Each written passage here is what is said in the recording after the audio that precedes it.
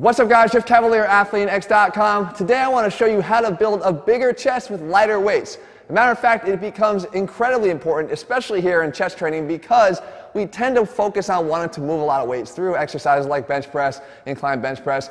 However, if you're not getting the focus of that attention through your chest, you're not getting optimal contraction and activation of your chest, which means you're going to hold yourself back. That's when light weights actually become critical, and they actually become really, really effective because you're not used to using them.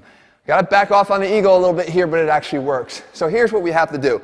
You take a much lighter set of dumbbells than you're used to, okay? Especially to try this. And what we want to do is a couple things. First and foremost, you have to pre-activate your chest.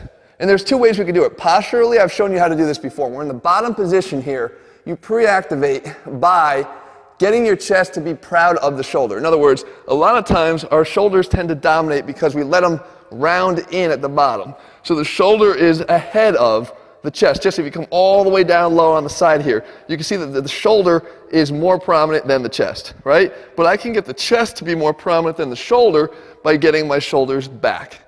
Okay, from here, now with the chest being active here in front of this, when I go to initiate a contraction, the likelihood that it's going to lead the way is higher, and that's what we want.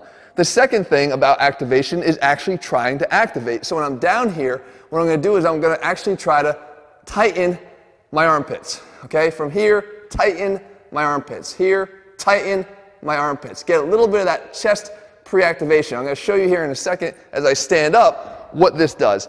What we're trying to do is that.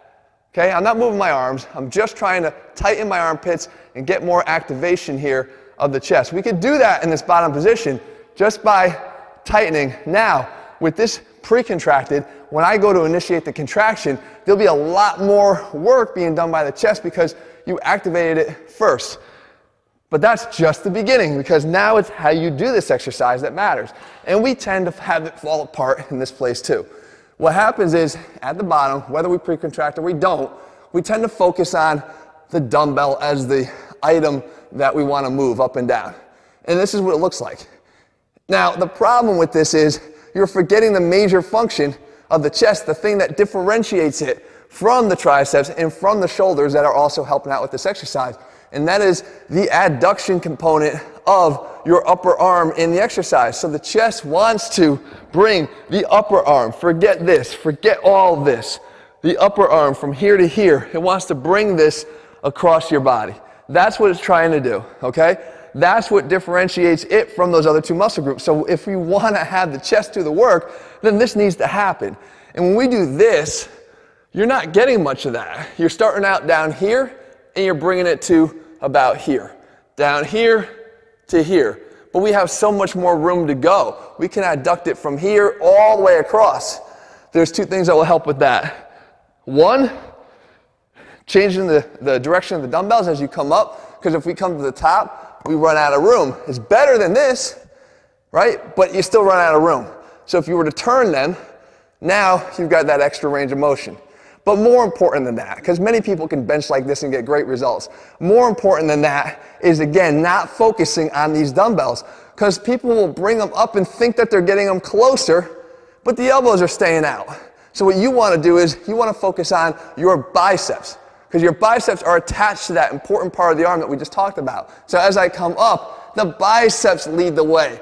Here, get your biceps to come together. They're never going to make it, I hope, unless you have some really bad anomaly of your anatomy, but you want to get them together as far as they can. Elbows go out on the way down, pre-activate with a little bit of a contraction here, and then drive the biceps together. Down and out with the elbows, drive the biceps together. It's so damn hard to do this way because my chest is working so much harder than it normally is. Down, drive the biceps together. And you can see that, yeah, I'm only using 30 pounds here, and I'm used to using a lot more. However, I'll be damned if my chest ever worked that hard. So, do you abandon your heavy training? No, you want to use that to create tension and overload. However, if you want to get a more focused overload on your chest for maybe the very first time ever, then you need to start incorporating some sets that are lighter but done with a lot more focus that I promise you will have a much bigger impact on how big your chest will ultimately be. They will be more effective than your heavy training alone if you combine them with your heavy training. This is the perfect complement, and it's the one that, yes, requires you to check that ego at the gym door, but I promise you much, much better results in doing it by incorporating it. Guys, if you're looking for a program that puts the importance where it needs to be, it's not just the exercises, it's how you do the exercises. That's what matters the most. I try to coach you through everything we do in our programs to make sure you're getting the most out of them.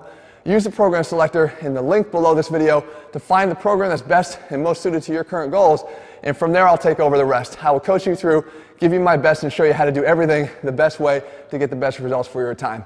If you found the video helpful, leave your comments and thumbs up below. Let me know what else you want me to cover, and I'll do my best to do that for you in the days and weeks ahead. All right, guys, see you soon.